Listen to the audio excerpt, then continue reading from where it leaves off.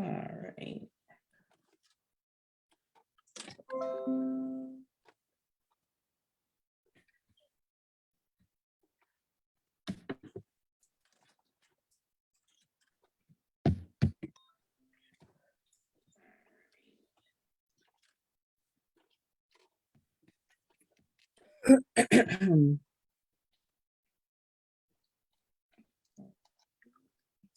Here.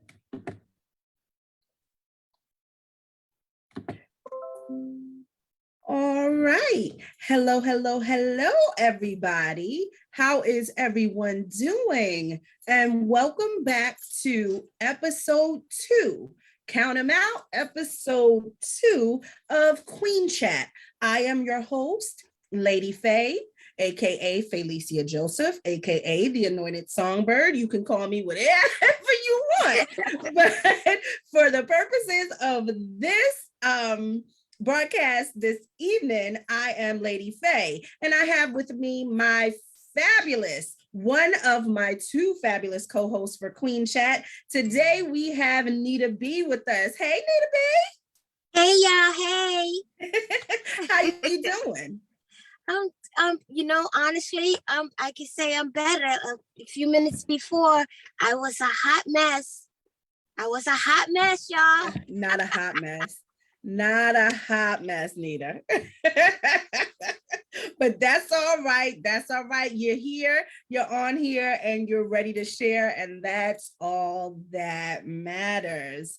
So to everyone, I'm going to give some people time to come in. When you come in, if you can like and share the broadcast, that would be great. I'm going to give a little bit of information on what Queen Chat is all about. Queen Chat is a talk show that just deals with real issues of women, Black women, white women, single women, married women, straight women, gay women. It doesn't matter, saved, unsaved. It doesn't matter your religious beliefs. It doesn't matter anything. It is, if you are a woman, Queen Chat is for you. We talk about things that affect our lives or things that we go through. Now, it doesn't stop the fact that I am saved, sanctified, Holy Ghost filled. I am a Christian. That doesn't change. It just means this is a non-judgment zone. When we come here, we're talking about things that deal with women, things that we come across. Some of it is good, some of it is bad, but we talk about the good, the bad, and the ugly. We try to expose things for what they are, so that if we have a fellow queen that might be going through something or battling something now that we've done before, we can help. It always helps to hear how somebody else did it, like my mama used to always say, and my mama hasn't passed, she just doesn't say this to me as much anymore, but what she used to say to me a lot when I was growing up was, there's more than one way to skin a cat. So if you do it your way and it's not working for you and you're looking for some other way or some other point of view or some other way to look at it, that's what Queen Chat is all about.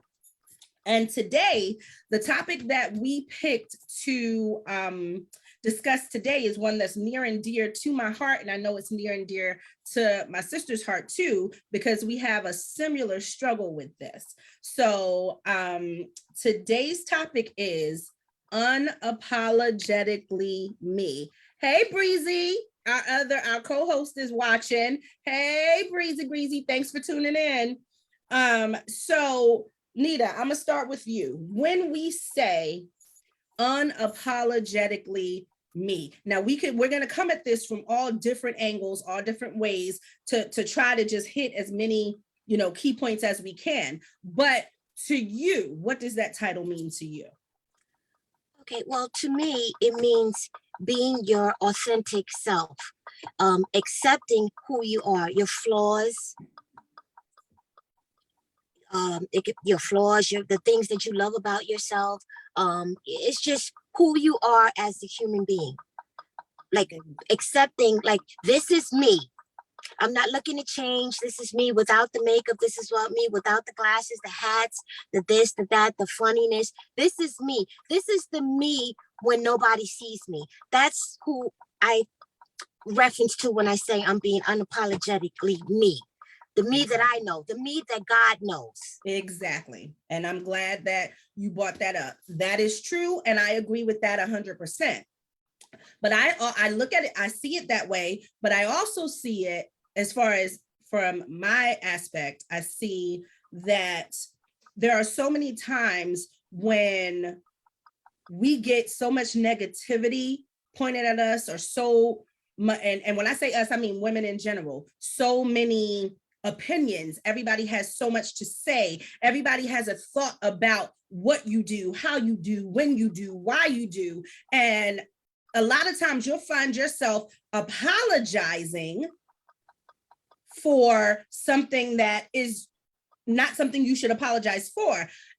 I'm unapologetically me. Yes, the good of me, the bad of me, the ugly of me. I'm not going to apologize anymore because you don't like me, or you don't agree with me, or you have some type of issue that you have to deal with on your own about me. I'm not going to live my life apologizing for who I am, for who God made me, for walking in his blessings. I'm not going to apologize because you're upset because the God I serve made a way for me when you wanted to see me fall. I'm not going to apologize for that. Right. So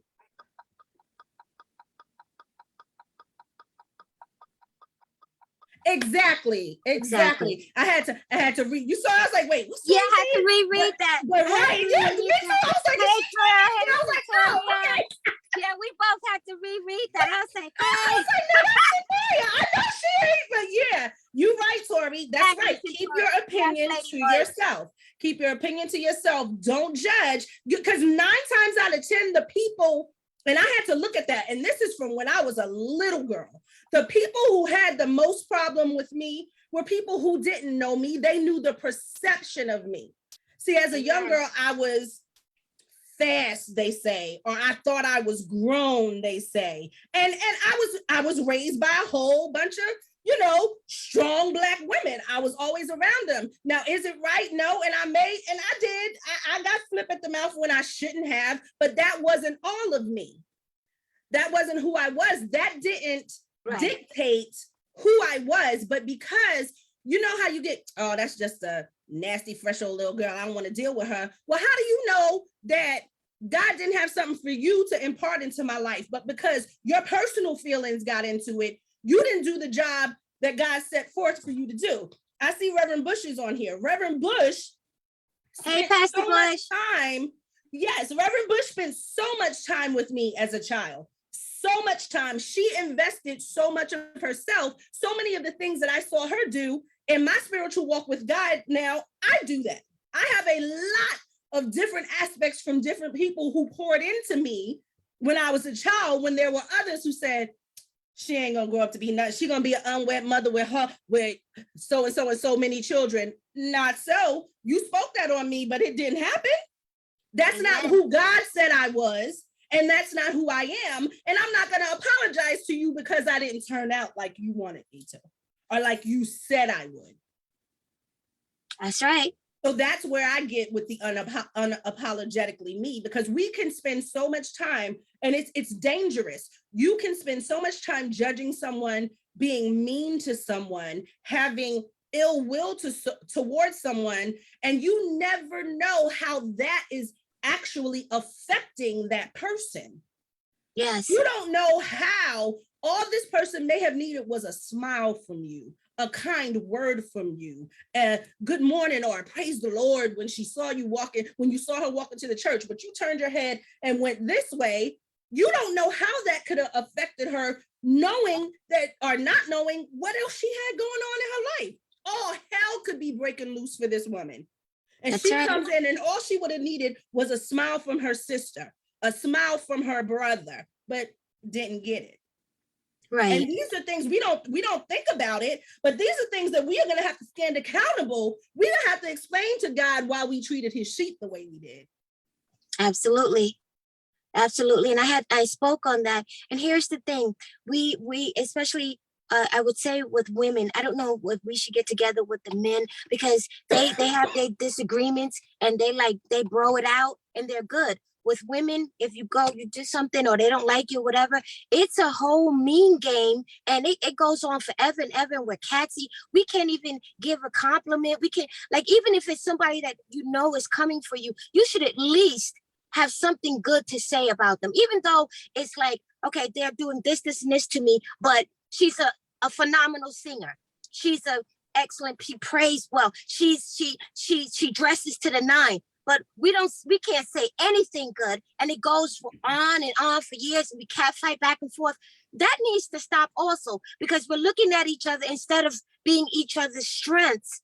We pull each other down, and I don't understand that, because it shouldn't be that hard to give another sister a compliment, or to just because she may be different from the norm, which is where I fit in, whereas where I'm gonna bring me being a first lady, and I know a lot of people say, "Oh, she's gonna beat that. That's a dead horse." No, it's not. No, And I'm it's gonna not. speak. No, I'm gonna speak on it That's right.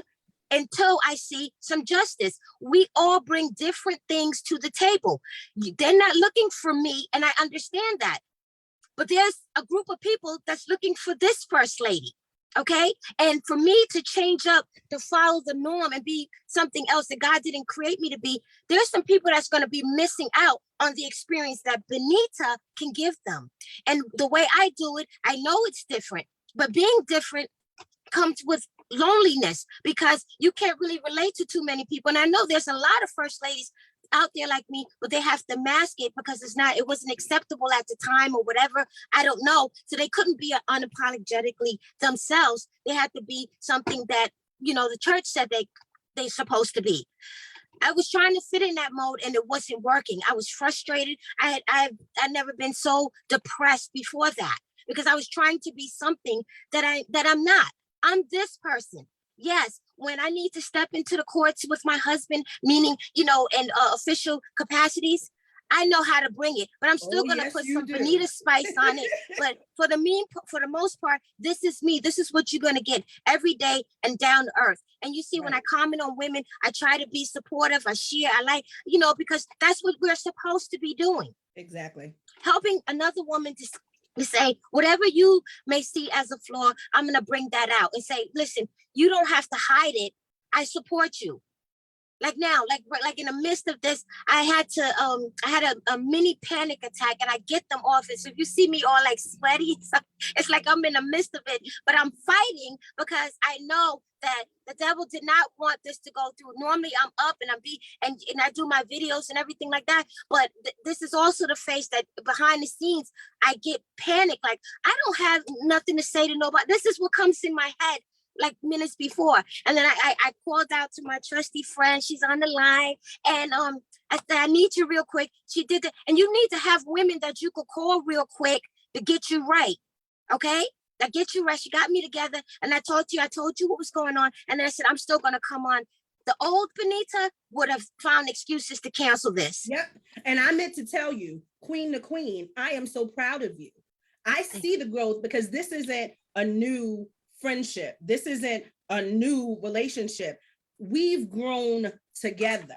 So I can see, I knew when you were trying to fit in. I knew before you were a first lady. I knew you before you were a wife. I knew this. So I've seen the growth in you, and no, there would have been time you'd be like, no, I'm just, nope. But to say, I realize what's going on. I know it's a trick of the enemy, and I can get through this. Yes, you can. And yes, you did. I'm gonna go through that in a minute, but Breezy says, to one person, you are a guiding light. To another person, you might be someone they aren't for. Your vibe don't have to blend with everybody, and it's not for everybody to like you. They need to live, where am I? They need to live God and let you, I guess she was trying to say love. They need to love God and let you be. Exactly. Yes, that's what she's saying. Exactly. You need to love God and let you be. That is absolutely right. Tori said, you're bold enough to be you. Some aren't as bold. And see, that's the thing. I wanted to point on that. And Tori, I agree completely. You are, like you said, there are so many people that are trying to do these things as if they're, you know how the Bible says it's a form of godliness, but it's not Yes. real godliness. They are presenting a form of what they think a first lady is supposed to be. They are following a guideline that the church has set up to say a first lady is supposed to do this, a first lady is supposed to do that. I grew up in a church where a first lady wore black and white and a Christ is the answer button every Sunday and sat on the first row of the choir right next to me every single Sunday. There was no special, and I'm not saying it's wrong. I'm just saying everybody's not like everybody. I grew up with a first lady who was a nurse, who was a nurse in the church. So when the pastor was praying, if the spirit was moving, if people, were getting delivered, if chains were being broken, she was right there working the altar. She was right there pleading the blood of Jesus. She was right there in the trenches with you. She wasn't worried about her heels or her shimmer stockings or her big furry hat, or she wasn't worried about that because she came to serve the people beside her husband. She didn't come to look like she was a first lady. She came to be a first lady. And like I said, what it took in the 1970s and the 1980s, what first ladies were called to do then, and what it takes in 2022, totally different. God knew what he was doing. God called you for such a time as this because of who you are, because of how you do what you do. It looks like we lost Nita B, but when she comes in, when she gets back, we'll bring her right back in. But like I said, there are so many times where we're so worried about how we appear that we are not worried enough about doing what it is we're supposed to be doing. And we will stop and question God because of what people in the church make us feel. God makes no mistakes. And like they even say at the end of the wedding vows, I understand, Nita, I got you. Like it says at the end of the vow, what God has joined together, let no man put asunder.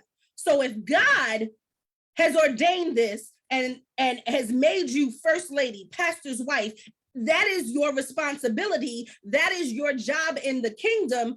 There is nobody in earth or hell or anywhere else that can tell you that you are not who God has called you to be. God didn't call you to walk it like this person walked it or say it like this person said it. He really didn't. And that comes with your first ladies, that with Nita B's first lady status. But queens, this goes with everything.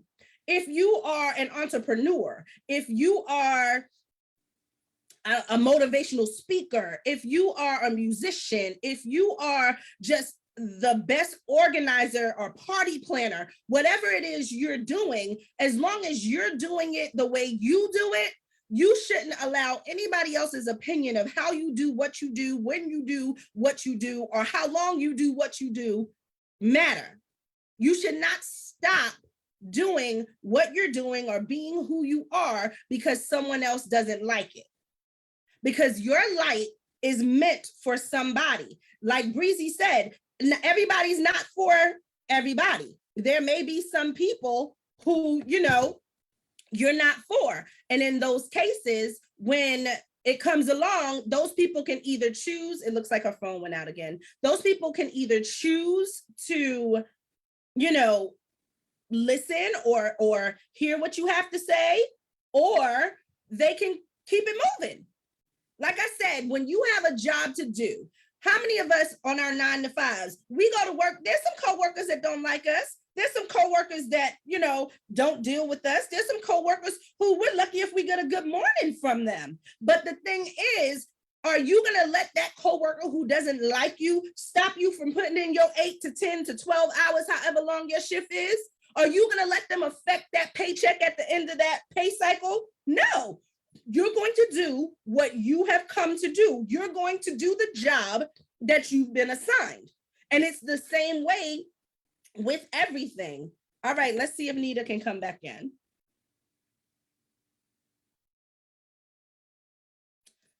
I'm not sure why it's not connecting, Nita. but what's Tori says, we are, yes, as a people, and as a women are very judgmental. Not just women, but because this is Queen Chat, women are very judgmental. And I've been guilty of it myself too. Centauria, I've been guilty of it myself too. These are things that you have to know, but that's all part of the growing process. That's part of growing and maturing. That's part of learning lessons and being able to learn from the mistakes of your past and grow from them. But if you realize when you're being judged, oh, it's a big problem. Oh, it needs to stop. Oh, this is ridiculous. Oh, da da da da da da da da. But then you can't see it in yourself when you're the one that's being judgmental, then there's a problem somewhere. But like you said, when you realize it, then it's on you to fix it, to work on it. Breezy says, I have to learn to be unapologetically me. I oftentimes let others try to change me or get under my skin. That's true. That's absolutely true. But like I said, life lessons. We all have to start doing things. Let's see. There she is.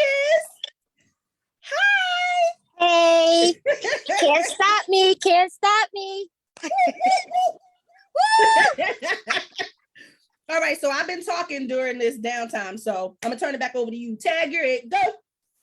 Okay, so what I was trying to say is, first I want to clear up, for, like I said, each first lady is different. I admire the first ladies that I have encountered. I have some beautiful, dynamic first ladies, and the way what they bring to the table, I appreciate. Right. So I'm not here to knock or say there's that way they do it, or anyone else, another first lady does it is the bad way or the wrong way or anything like that. I'm just saying appreciate my difference. Right. Appreciate, like, as if I appreciate your difference, what you bring to the table, and we support. I go all out for my first ladies because I know it's a challenging position, to put it like that. It's like you're at first, they mean well. They want to just keep you in a box, but God didn't call us to be in a box, because I think the world would be as lovely and as fabulous as I think I am.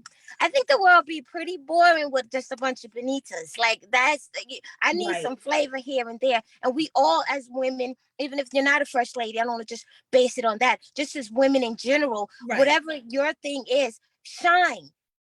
You know, you're couture, like I said. You know, you're fabulous. Why you want to be a knockoff of somebody else's vision or somebody else's personality? Be you, because the way you were designed was intentional for someone, to encourage someone, to lift someone. It took me a long time to get to this point, to say, yeah, this is how I'm going to be. And I know, God, you support me, so I'm going to go for it. And who's going to support me are the ones that understand. The ones that don't, God bless you. No hard feelings.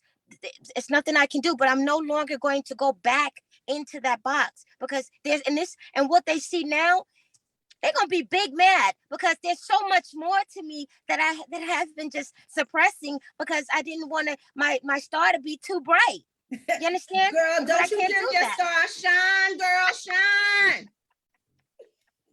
shine. Reverend Bush says a lot of times people are just a shadow of what God expects them to be, while an unapologetic person is the real deal. They are who God wants us all to be, unapologetic, yet standing in the need of prayer. Absolutely. Very true. Absolutely. Very true. I agree. True. And like I was saying, with you, there are so many people who you will reach. They are the ladies that and the people that you minister to, that God sends your way, to in your direction, for you to impart something into their life. They were sent for you specifically, for you to do what you do, the way you do it, the way only you could do it. So, Absolutely. Like I said, being called, when God calls us, he calls us for and with a purpose.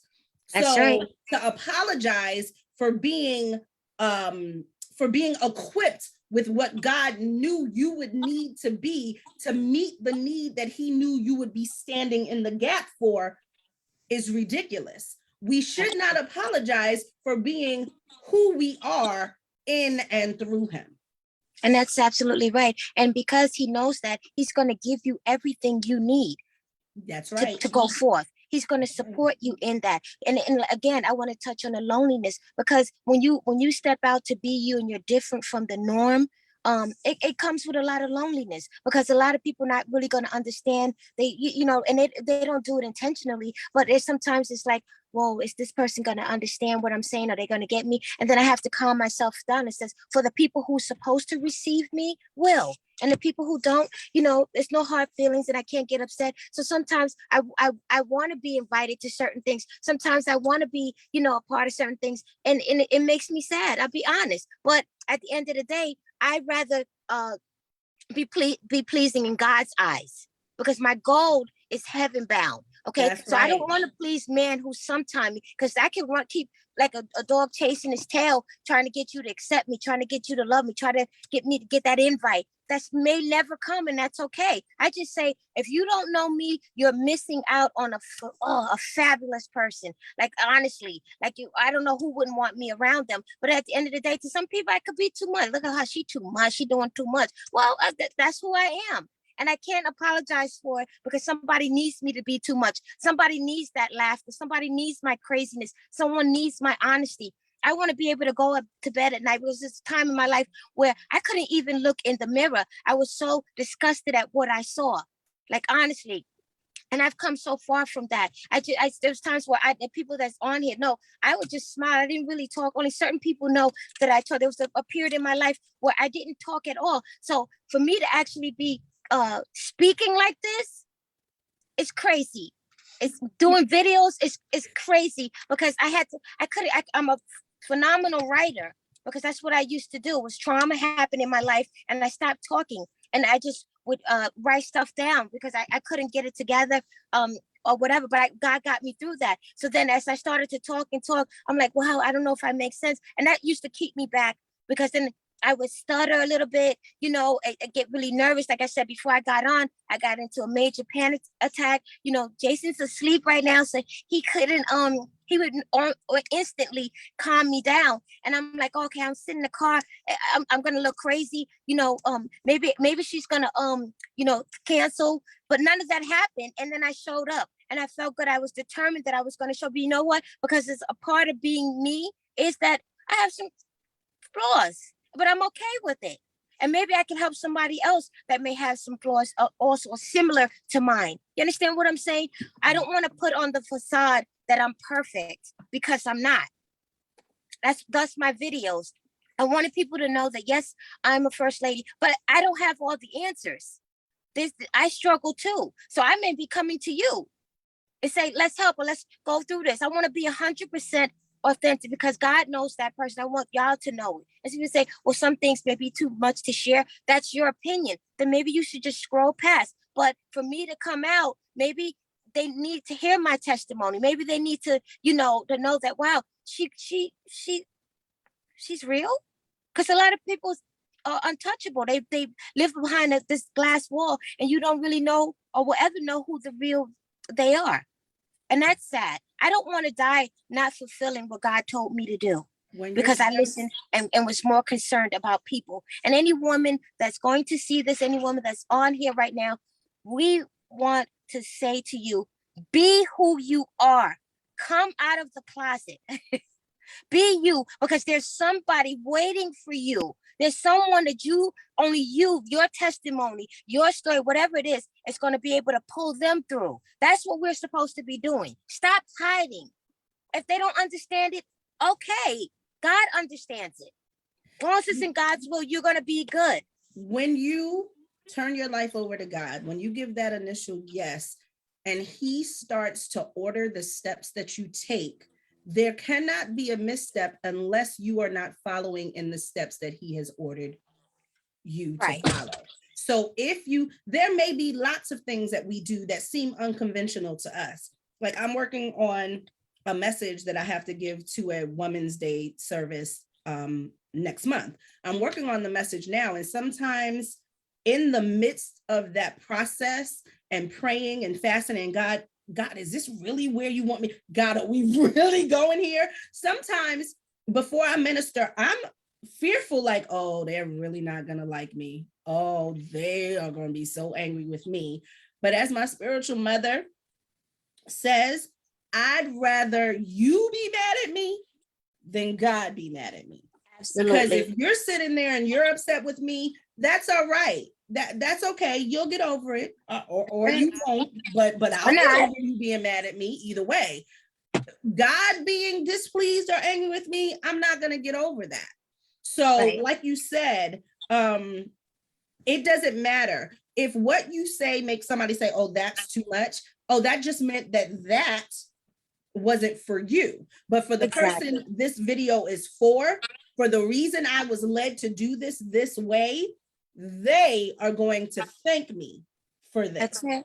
That's right. Absolutely. And that's what we have to do. We have to encourage each other, be positive. I try to bring out the best in other people. I try to be there for other people. Keep your word. That's important too. Because then when you say, oh, you could call me anytime if you need some call, and then they go to call you and Go to press voicemail and never voicemail. get a return call back. Yeah. Yeah. Yeah. Like See, stop doing that's that. up. You didn't read all the flyers. Go back and read the flyers for the upcoming episodes so you can see. Okay. Don't be tapping in the topics already, girl.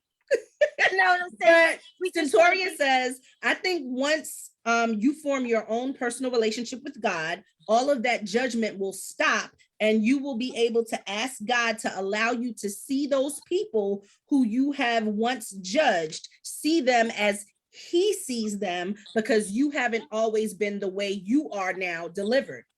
Yes, Lady Bush, Girl, perfectly said. you said a mouthful. Yes, you And, did. we all have to remember, we have all fallen short. We That's are right. all living on grace and mercy. We're all living on it. That's And we've right. all been forgiven. So just because you are in middle school with your walk with God, you shouldn't look bad or look down at a person who might be in pre-K with their walk with God. You That's know, right. it's a life daily lifestyle. This That's this right. this this walk. And even if it's not spiritual, we're talking spiritual even for people who may not believe like I believe. Life itself is a daily walk, a daily learning experience. If you wake up today and you go to sleep tonight the same way you woke up this morning, something's wrong. Something should have happened in your life. You should have encountered someone that either you were able to help, touch, or bring joy to, or the other way around. You should have encountered someone who helped, taught you something, made you see something, brought some joy to your life, even if it's the same person that does it every day. God didn't create us to be here and be unhappy. He did not. We He did are not. supposed to learn and grow and help each other. That's And right. if we stop worrying about everybody else, yeah, I was real country there, everybody else, and worry about what God called us to do, then you wouldn't have so much time to make me feel like I need to apologize for being who he called me to be if you were concerned with being who he called you to be. Absolutely. And that's what It goes not just with religion. It that's goes right. like you said. This takes me back to the story that you tell all the time. How many years ago did I wear the big, huge hat? Yeah, you're gonna tell that story. Okay, you should at least let me tell it. Okay, I'm gonna let you tell it. Go Since I ahead. got in trouble for it. So okay, so back in the day, they we was at Rehoboth. Here comes my girl right here, right? And she comes in, she's different. She's just like, whoa, but if you know her, she's a breath of fresh air, whatever. And what my first experience was, she's always was laughing and joking and just, laughing around. And this particular Sunday, she came in with, which now they're rocking, but this is going back like 20 years ago. So she was ahead of the fashion game. She had on the biggest hat I have ever seen in my life. And I thought, oh, she's got to be like wearing this as a joke. So I was laughing because I was like, oh my God, like, okay, you made me laugh. And to come to find out, it wasn't. That was just her being That hurt was that my day. hat. And it was Pastor Brown.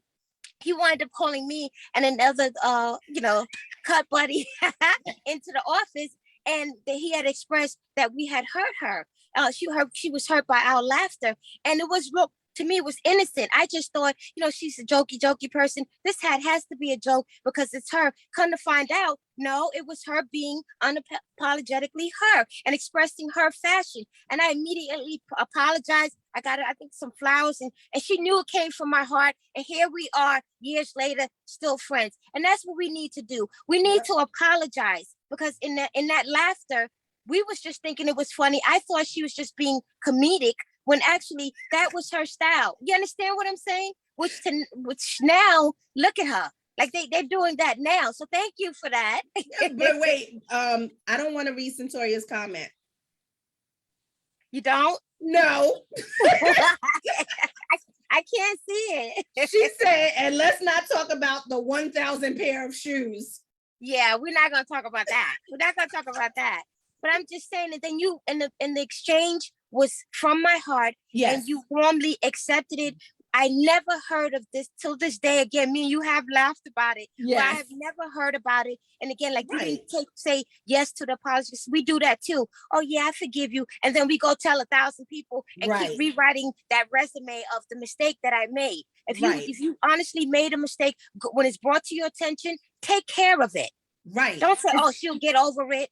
No, take care of it. But see, you genuinely didn't mean to hurt my feelings. That's the difference. It was something when it was brought to your attention that I was upset or hurt.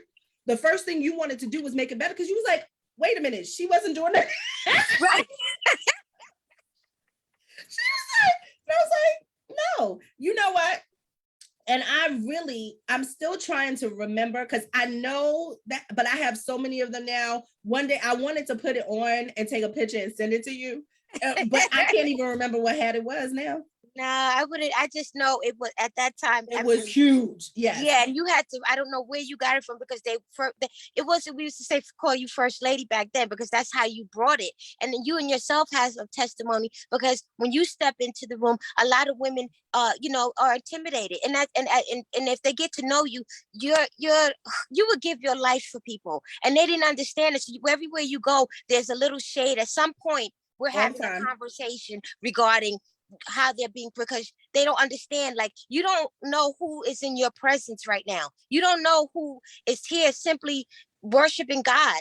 And outside of this particular church, she's a big deal. She's a huge deal. And for her to be here, that has to be God that sent her here. And and that's how when you did your time at Rehoboth, that's what it was. That you were placed there for a time.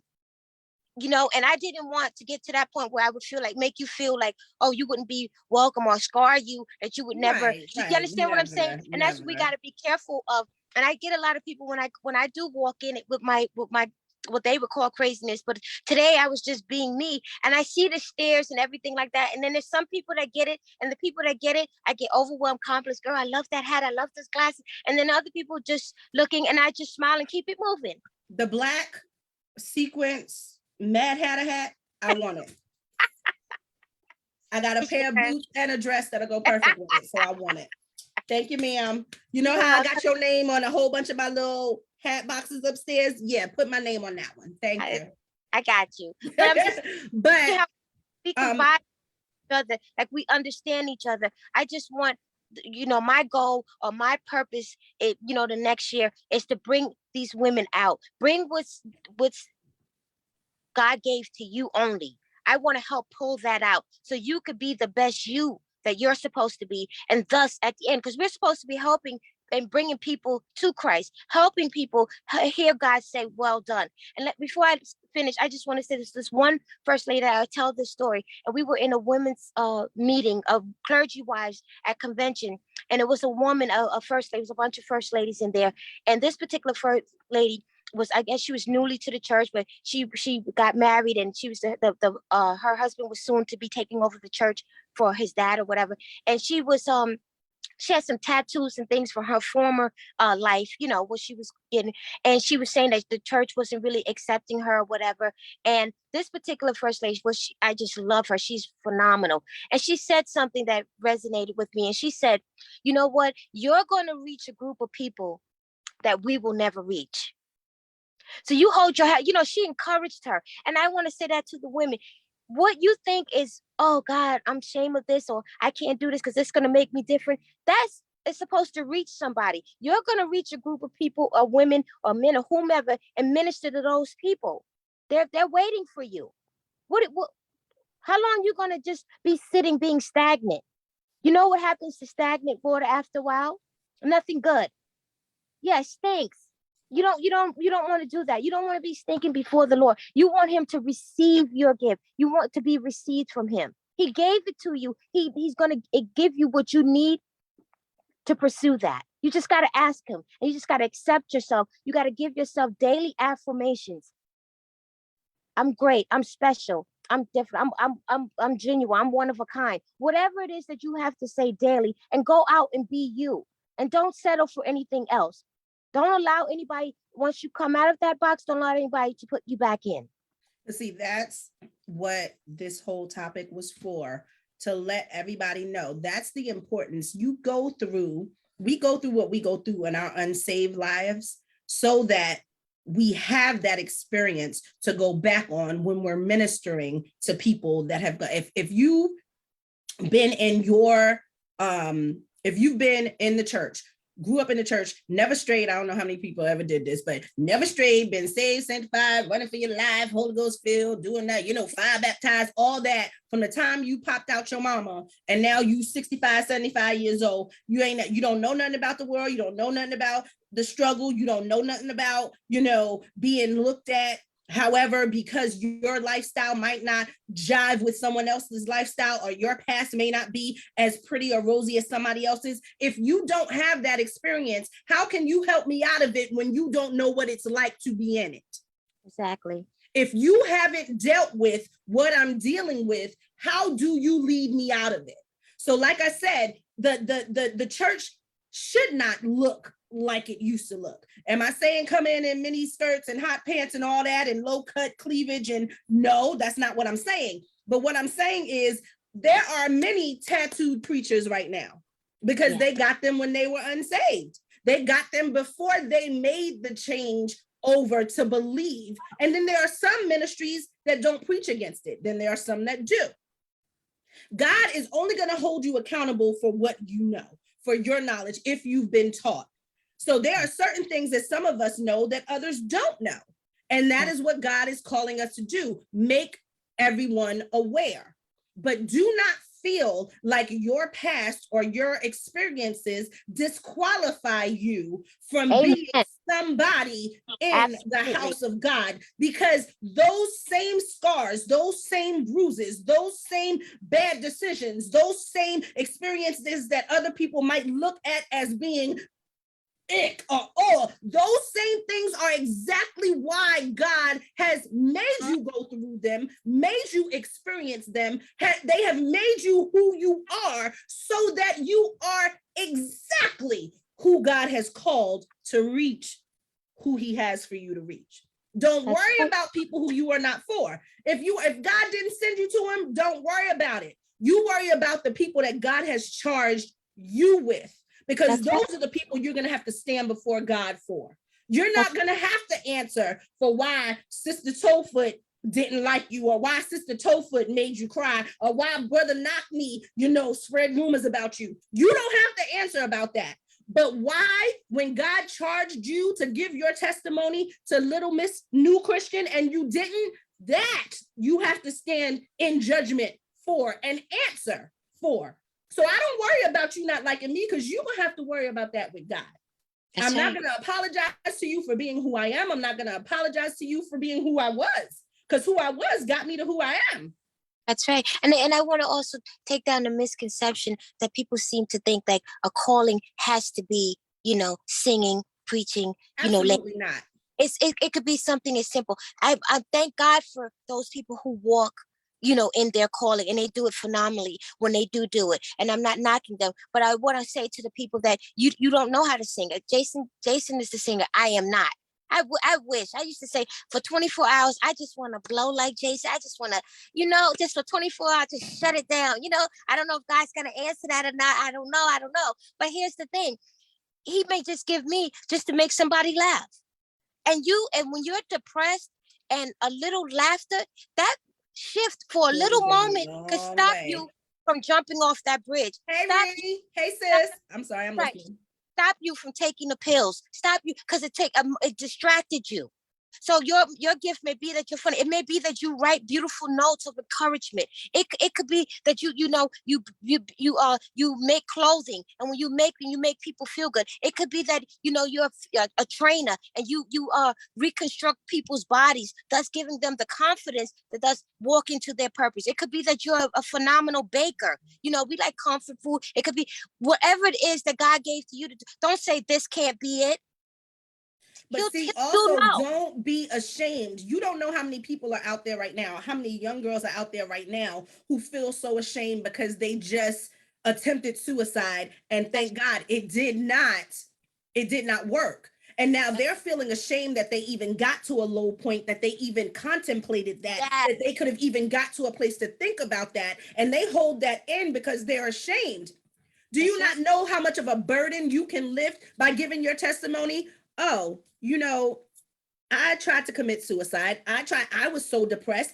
To see you walking in who you are now and know that you got here after coming through what they just went through would be such a boost. So I'm not the only one. Oh, so this wasn't, something so unusual. Oh, so this isn't unforgivable. No, baby, you didn't take your own life. You tried to, you didn't. So you are still here. God wanted you to still be here for a reason. So it's not too late while you yet draw breath. Do not be ashamed of your mistakes. We've all made them. That's right. And it's funny that you brought out, and now that you tapped on the subject, I'm one that have tried several attempts of suicide. And the one that sticks out in my head the most was that I know it was God, because I was drinking, and I was just, I wasn't in the church at this time, and I'm just drinking. Papa, keep us is away, with family, and those are the moments where I really would get in my head when I'm alone, and I'm just, I'm drinking, I'm partying, I'm listening to my Bobby Blue band, and I'm getting it, and then I started to cry, this, that, the third, Bobby and Blue then band? I took it back. I like the blues. I used to like the blues. Okay. And I woke up in the morning. Next thing I know, I'm straddled across the banister of the patio. I don't know how I got there. I did it. I just know before in my mind, this is it. I'm gonna go. And I led myself to the balcony. God didn't allow me. I don't know what happened. I wasn't able to put the other foot it over. Wasn't your time. He had a job for you to do. It wasn't my time, is what I'm trying to say. Right. I had the intention, like, I'm gonna get myself, and when you in that, because people will say, well, you have a kid and you had all this to go through, what you think at the moment, at the time, You're I not didn't know thinking about devil, that. but it's the devil. You're not thinking. You're thinking she's better off without me. I thank God. I thank God that particular dead moment instance, that he didn't allow that to happen. In this other instance, I have blurted out, because it's like, oh God.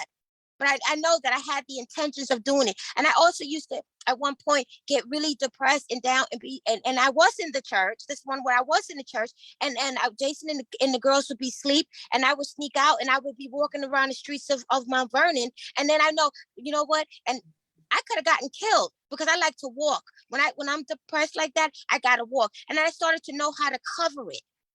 You understand? And so then I used to say, you know what? I get on the phone, and that's why it's the importance of, when you tell somebody, call me anytime, pick up that call. And it used to be Mother Pearl, and she would know I would been drinking on the phone, and she would hear me out. She would say shit, and she would end with the conversation. You better be always on a Saturday night. You better be in church Sunday morning. And when I got there, she didn't speak about nothing else. All she did was embrace me. She loved me, and she prayed on me, and we're going to do this together. And that's what we need to do, to tell the woman, we're all in this together. And I said all this to say that, yes, I'm this face, but I had a past too. So I want you to see that I got through it. God brought me through a lot of things. And I'm still here today. Do I still struggle with it? Absolutely. because I have to keep it in the forefront. You understand? I have to keep it there and keep going. There are days that I don't really feel like getting on and doing a video today. Nothing is really funny to me. You understand? But then at some point I say, somebody's waiting for me to come under 1 or 2 followers or whatever I got. If that's who I'm supposed to minister. That's what I'm going to do. But I'm here to say, see, look at me. I have a title. I have him. I look like everything is going all right. But behind the scenes, sometimes it gets a little messy. But I know that I got a group of women that I can call. And I want to be somebody's group of women that they can call me and I can lift their spirits. What I bring to the table. So stop thinking that you're not good enough because of your past. If the devil's going to use anything, he's big mad right now. So he's trying to gather everything he can do to get you to fall down so you can wind up with him. Don't let it work. When you get down on yourself and you start getting negative and you doubting yourself, pray. Call your group, your circle. That's why you got to surround yourself with good people. And people that in your time of weakness, that's going to lift you up and give you the proper advice. Because if you hang out with the wrong people, come on. You're good enough. You're more than good enough. You're great enough. Because God created you with the ability to be who you are. Just walk in it. Time is running down. That's it. Okay. Well, ladies, I want to thank everyone who came in, everyone who watched, everyone who commented. We appreciate it. Please do me a favor. Please like this. Please share this. If you have not done so as of yet, please join the Queen Chat group here on Facebook. Just go into Facebook in the search field and type in Queen Chat and look for it and become a member of the group. We do give affirmations, we give encouragement, we post not as much as we should, but we'll get on it, posting more just to uplift each other. So I want to welcome you all to join the Queen Chat group. If you missed any of this and want to go back, the replay will be available on YouTube. Once I upload it to YouTube, I will put the link in the Queen Chat group so that you can go back and watch all of the episodes on YouTube for the Queen Chat episodes. Remember, we will be back next Sunday at 4 p.m. My co-host will be lovely Breezy, and we will be tackling the topic blood versus water. That's what we will be talking about. There's a lot of that going on where, family, friends, there's some friends that'll love you, more than family. There's some family that will ride or die with you. So, we're gonna talk about that. We're gonna talk about both sides of that and see what other queens have to say and see what we come to the total conclusion on blood versus water. So meet us right back here next Sunday, 4 p.m. for Queen Chat. Thank you all again for coming in with us and joining with us. We love you all, and we'll see you next week. Yeah.